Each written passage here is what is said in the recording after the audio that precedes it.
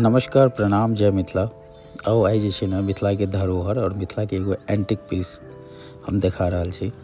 और ई चीज़ हमरा देख के ना बचपनके याद आबि गेल कि आइसँ 10-12 साल पहिले जाउ तऽ इएह सब चीजसँ जे छै से यूज होइ छलै, एगो नेचुरल चीज सब छलै। और ऐसे जे छै से आटाके साथ साथ दालिके दरनाइ काफ़ी चीज ऐसे जे छै से यूज होइ छलै ई महिला सबके लेल। और ई जे छै से एंटिक पीस छियै, ई मिथिलाके धरोहर छियै। आइ अत्याधुनिक टाइम आबि गेलै है, एक से एक मशीन आबि गेलै है, टेक्नोलॉजी आबि गेलै है, टाइम बचै छै।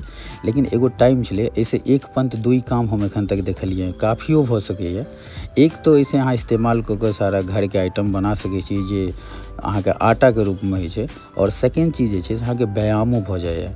किए तऽ ई एहन चीज छै हम खुद यूज कऽ के देखलहुँ हँ कि ऐसे जे छै से एगो व्यायाम, एगो योगा जे कहै छियै से होइ छै।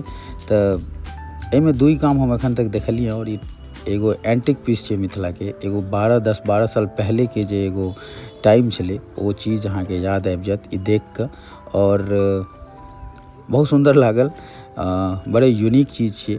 आइ अहाँके बहुत सारा टेक्नोलॉजी आबि गेलै, लेकिन एक ज़मानामे इएह हमरा सब लेल टेक्नोलॉजी छलै।